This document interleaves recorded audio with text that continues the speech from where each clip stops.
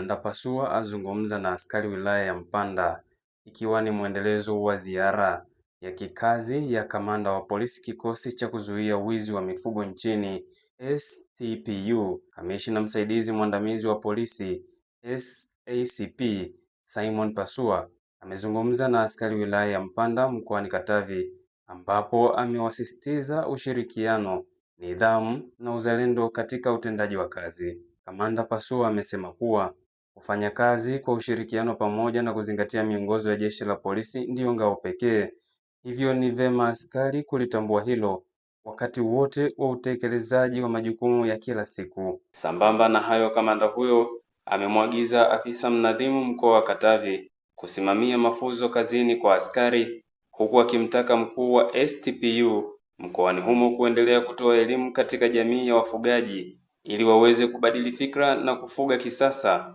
katika kutokomeza migogoro ya wafugaji na watumiaji wengine wa ardhi. Naye afisa mnadhimu mkoa wa Katavi, kamishna msaidizi wa polisi ACP Haji Mohamed ameongeza kwa kuwataka askari hao kuwa na desturi ya kujiongezea maarifa ambayo yatakayowasaidia katika kuboresha maisha yao binafsi na uwajibikaji ndani ya Jeshi la Polisi. Edgar Mbigili, hii ni Finu Media.